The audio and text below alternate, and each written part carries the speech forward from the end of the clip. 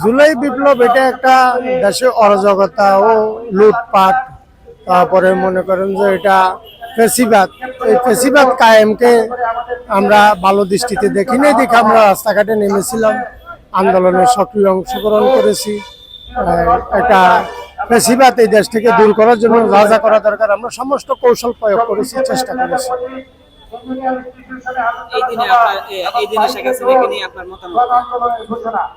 এই দিনে শেখ হাসিনা তো আমাদেরকে রাজাকারের ছেলে বলেছে, এসে খারাপ আর কি হইতে পারে? আমি যদি আপনাকে কোথাও দাঁড়িয়ে রাজাকারের ছেলে বলি, আপনি আমাকে কি করবেন? হত্যা করতে মন চাইবেন?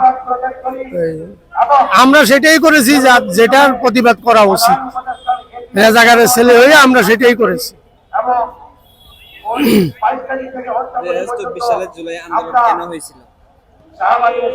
সেটা আপনাকে প্রথম প্রশ্ন আপনার উত্তর দিয়ে দিছি, এই প্রশ্নের উত্তরটা প্রথম প্রশ্নে আপনাকে দিয়ে দিছি।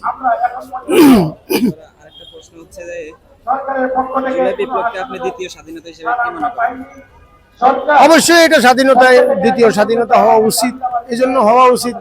স্বাধীনতার পরে, স্বাধীনতার সময় আমাদের বাপচাচারা যেভাবে যুদ্ধ করে দেশকে স্বাধীন করেছে, তারা একটা সুফল পাওয়ার জন্য দেশে একজন সভ্য জাতি হিসাবে, নাগরিক হিসাবে, নাগরিকত্ব যে অধিকার, সে অধিকারের জন্য করেছিল, কিন্তু সেটা বাস্তবায়ন হয় নাই, বিধেই তো দ্বিতীয় স্বাধীনতা আমরা চেষ্টা করতেছি। এখন পর্যন্ত দ্বিতীয় স্বাধীনতা অর্জন করছি সেটা বলা যাবে না, আমরা এখন পর্যন্ত চেষ্টা করতেছি আমাদের স্বাধীন দেশে আমরা স্বাধীন নাগরিক হিসাবে বেঁচে থাকার জন্য যা যা প্রয়োজন